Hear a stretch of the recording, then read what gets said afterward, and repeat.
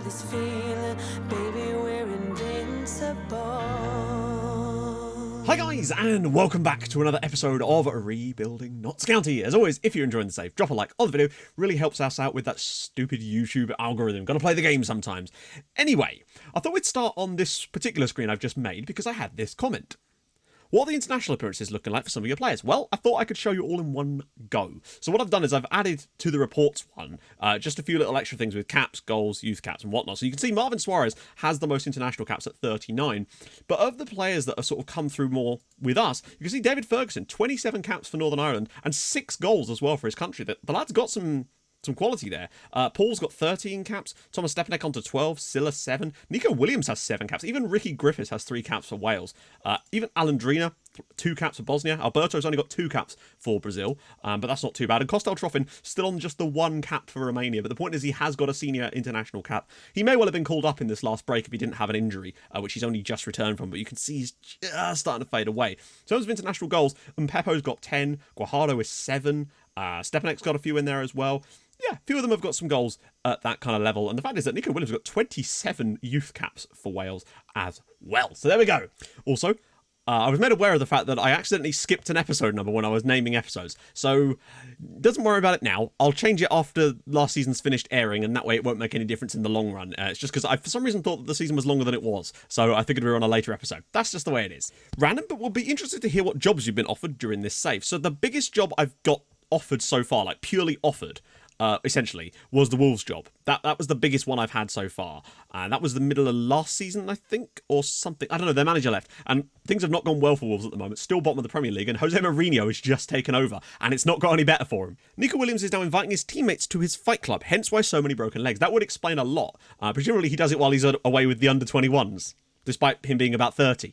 The reason average-looking strikers in FM like Dude can score a lot of goals. Anticipation. Interesting. I'd be interested to know what you guys think about that potential idea. I don't know whether there's any water to that particularly, but interesting. The new patch. Injuries, draws, yellows, early goal in almost every game, but at least one-on-ones are improved. One-on-ones definitely are better. There's still some situations where they clearly are still needing to be worked on. Like when a player comes through, directly through by themselves, they still never score. But they do seem to have improved the situation in general, and just the types of goals being scored, for the most part, do seem to be improved, but there's still a few little sticky situations like with the second phase of free kicks and I don't know, but I have seen some nice stuff in today's episode, which we'll talk about in a minute. Glad you mentioned this too. AI corners are way too powerful. One of the saves on this update, all different standards of teams. I've been conceding whether I make up my own defensive set piece or leave it on default. Corners for myself are nowhere near as strong as it seems. So I think there's a bit of a logical fallacy in terms of the way we see things like that. Because we've actually scored a couple of goals from corners in the off-camera games, weirdly. In fact, 2 in the same game. But I think, firstly, they've definitely changed some stuff about the way that corners work, but the best way to get around that is to basically watch the types of goals the AI are scoring against you from corners and try to replicate that with your own attacking corner strategy, and then look at the way they're scoring those goals and then try to figure out a way to then block that. That's kind of what I'm going to do, but we haven't conceded any from corners recently directly. That's the problem. Is the direct goals from corners you can fix, but the second phase ones are really difficult to find a way to stop, and I think that just comes down to the quality of player. It has to, even though we strengthened the defence. Right, we must push on. 3 games off camera, 2 massive ones today, away at Villa and at home to Everton. Let's see how we've done. So in our first game off camera, we went out of the Carabao Cup to Reading. 2 goals, Luis Alvarado and Lucas Boy.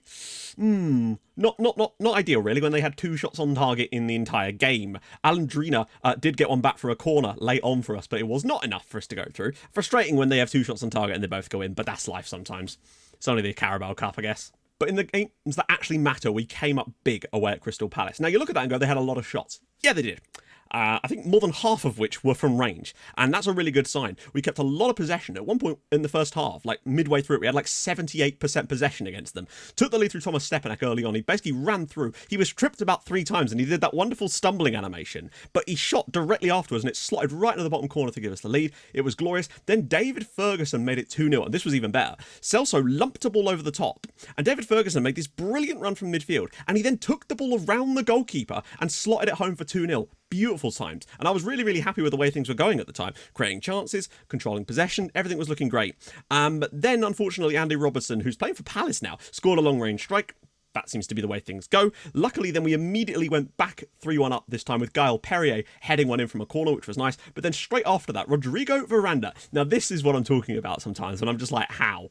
He wins a header from a really sort of floated cross against Celso. He's 5'10". I think, 5'11". Celso's 6'5" and has amazing aerial ability, and he still wins the header against him. And it just goes straight through the goalkeeper. Frustrating times. It shouldn't have been even as close as it was, even though they had a decent number of shots. But nevertheless, we got away with a 3-2 victory at Selhurst Park, and back-to-back wins away from home as well, with 6 goals scored. Apologies if you can hear a slight faint drilling noise in the background. There's a house 2 houses over there. They're doing like masonry work. So then we had a 4-0 trashing at home to Burnley. This is the kind of result I've been waiting for a long time. Look at Silla. 8 key passes. He ran the show in the midfield, and it's about time that someone really took control of that position. And I think he might well have just put a flag in that over Regan Booty, I have to say. Issa and Peppo gave us a very early lead in this one, which is very nice. Ball whipped across, in fact, I think by Chitiu, and there was Issa and Peppo at the back post to get a header, very similar to the one that Brighton scored against us, because he'd taken the corner on the other side of the pitch, and this was second phase of a corner. And then he was able to make a run that would not have expected, so he was mismatched against the defender, and he was able to score himself a goal. Then, in the second half, he managed to whip a lovely ball in, and Celso then scored his first goal for the club, and Peppo had a brilliant game.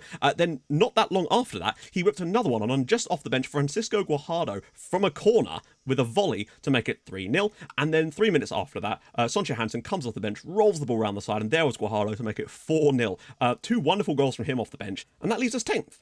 With a game in hand on a lot of teams, 12 points on the board, with 7 clear of the relegation zone, 3 straight Premier League victories, and 15 goals scored in the league now. We've suddenly just found goals. In our last 3 matches in the league, we've scored 10 goals, which is actually very, very nice indeed. Some of the goals that we're scoring are actually quite enjoyable to watch. The Ferguson one was great. Guajardo's second goal was great. There's a real nice blend of the types of goals we're scoring now, and it's nice to see. So with that in mind, I'm going to bring him back into the team, I think. But I still... Guajardo or Lever? Guajardo or Lever? Guajardo scored 2 goals coming off the bench in the last game, so I'm prepared to give him a start based purely on that, and the fact that Darren Lever was poor. Silla, I think, for me, is really starting to nail down that midfield spot now for us, and I'm pleased for the lad. So the rest of the team, though, completely happy to go with that. So the bench is going to be Gajic, Luetti, Booty, Troffin, Trina, Lever, and Ricky Griffiths. Also fix this. Villa play a 4-4-2. It's one of the systems that I'm never quite sure. We were always either very good or very bad, and our record against Villa is very bad. And I'm really keen to avenge Villa. I'm super bothered by that goal they scored against us in the first season. I've still got a bee in my bonnet about that. That clearly offside goal that cost us a point at Villa Park in that game. It might have even been a win. I can't remember. Really did annoy me. Stepanek, and he's been fouled there. Nice start. Or it might have been Palace, and played really, really well in the position. Dembele, oh God, here we go. He's just allowed to run all the way through. I don't even know what that was from a defensive standpoint. They actually let him run the entire length of the pitch directly through the defence. I don't know where the rest of the team even were at this point. That being said, he actually did put it away. Well, there's your early goal. Oh, Lord. We don't even look interested in this one. Guajardo's ball in, and it's headed wide by Celso. Not bad. Another ball in for Guajardo. And it's another header from Peppo this time. Well, we'll get a few set pieces, but other than that, it's in the back of the net. It's 1-0. 1-1. Come on, Gael Perrier. How could he have been offside? Oh, right. Was it from the initial ball? I can only assume he must have been offside, but we just couldn't see it properly. Ah, dear. What is it with offsides in Villa? That's a nice ball. Stefanek can take the defender on. Goes past 1. Goes past 2, and Leno with the stop. We've definitely been better. Peppo, Celso, Chitiu, and saved by Leno. Hansen, Stepanek. It's a bit of a tough... Whoa, what a strike! Thomas Stepanek. That... Oh, God, it's just so nice to see actual goals going in. Like the one Villa scored, fine, it's still an open play goal. That is an absolutely wonderful goal by Thomas Stepanek, most importantly, because it's on his left foot. And another assist for Sonja Hansen. That's his 3rd of the year already. This is sensational. Oh, I miss seeing curling lovely efforts like that on FM. Wonderful from Stepanek. Do you know what I mean, though? When you see long-range strikes on FM this season, they've mostly been like straight arrowing ones from 30 yards. You don't ever see those lovely finessed ones in the top corner. Beautiful. I'm ecstatic with that. We've really fought hard to get back into this match, created a lot of opportunities. Oh my God. Well, on we go. They did nothing, and then the moment that we get level, Callum Chambers just... That is Celso there. I'm pretty certain that's Celso. Actually, that wasn't actually Celso. I don't know who that's just out-jumped. It's just so typical. It's just almost... You could set your clock by it. Dembele. Weah. Go on, lads. Second phase of a free kick. It's now 3-1 to Aston Villa. Sorry, not a free kick. From a corner. Second phase of a corner again. I don't know. literally went through his fucking leg. It actually ghosted through our player's leg. Right. We've still not been great, though. We're going to adjust to the high press approach, because I don't think we've got much choice in the matter. Suarez. Still, 45 minutes to try and save ourselves here. What can the lads come up with? Oh, that's one thing I do want to change. I've noticed a lot when we've won the ball in these situations, that they keep looking into this channel here, because he's on this side, and he can never find a pass, because the guy's never behind the fullback. So we'll see. Stiller. Guajardo now getting into the channel. This is where I want him crossing from, these positions. Alberto, but he's normally cutting it back. And then Peppo, saved by Leno. Okay, let's just admire the meme nature of this game and have a little bit of fun trying to get back into it at this point. Another corner delivered by Peppo. He's got good at these lately. Celso over the crossbar, just to alleviate some of the poorer players. Free kick for Villa. Headed away. Sonso Hannes can bring this forward. He's got a runner, and I don't know, that's not maybe the best pass there, but Peppo's in, and it's a good, well, relatively tame strike, actually. Just not to be, it would seem. And Peppo's ball in. And it's headed at goal, and Silla tipped over by Leno. Oh, my God. I like that extra height that Silla offers in those positions, though. And Peppo's ball. And Perrier over the bar. I mean, I think we've ran the second half, but not actually creating it. Oh, my God, ball over the top from Peppo. Can he go past the keeper?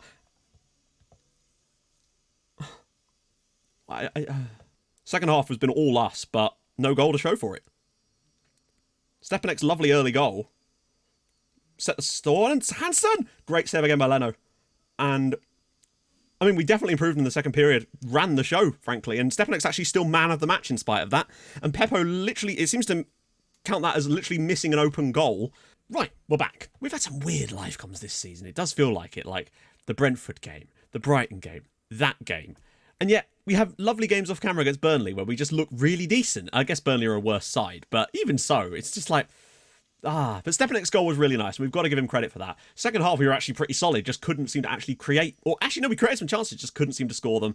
But that's life. We've got Everton at home today. Not an easy game by any stretch of the imagination. I mean, they are 6th in the league right now. I was tempted to start Costel Troffin based purely on how Mpepo played in the last game, but Troffin's match fitness just isn't there. He's definitely going to come on as a sub, though, today to start getting him some of that match fitness back.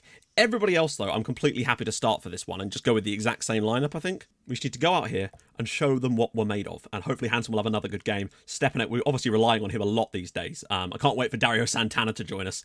Jaworski, right. He's going into the centre of the... Oh, Silla nearly grabbed that. Could have sent us away. Manu, Richarlison. They're in a tight area, and... Good save by Suarez. That was a decent chance for Everton there. Ortega, that's very, very deep, but nobody's really going to press him, and now Richarlison's going to be unmarked. Well, there's your early goal.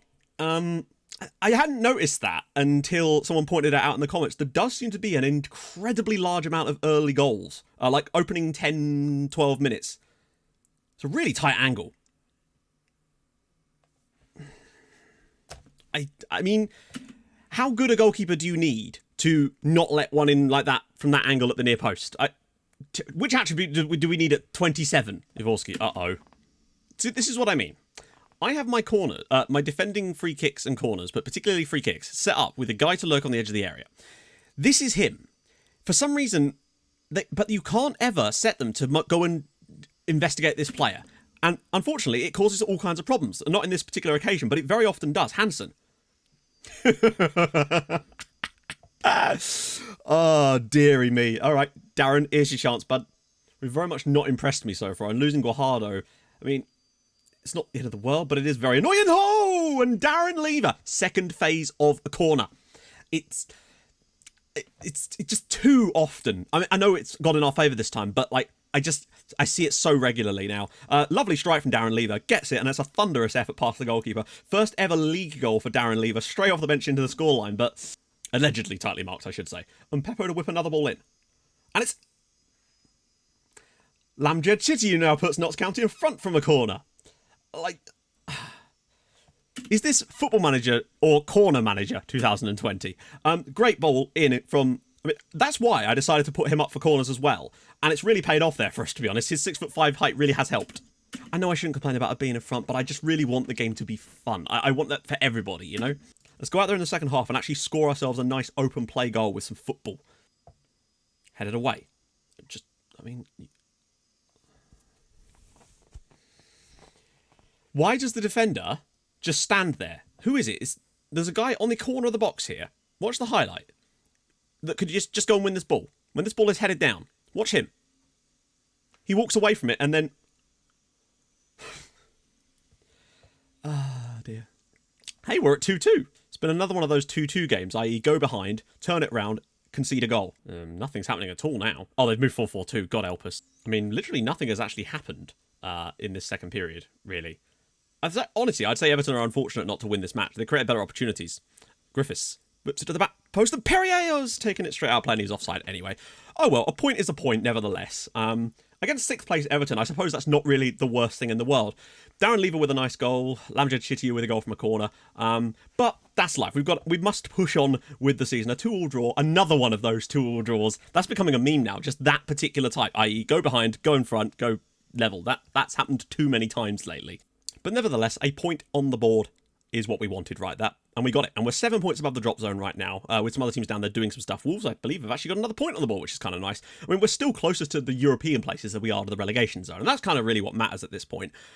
We had that little run of matches. Now we've kind of had a little blip. I'm hoping we can find some consistency at some point this season. That's all I really want from us, you know? So, next episode. Well, Man City in there. We've got Man United. Wolves will be difficult as... Actually, to be fair, Wolves aren't that great anymore. So maybe a double live call of Wolves and West Ham, with Man City, Watford and Man United off camera. Because we're going to lose a few of those matches in there, and we're probably going to fall back closer to the relegation zone again. But hey, that's life. That's how things go in this league. Anyway, if you've enjoyed this episode, and I hope you have, in spite of all that, drop a like. That'd be glorious, and I will see you guys very, very soon. As always, hold your gun, capybara. Thank you so much for watching. Bye-bye.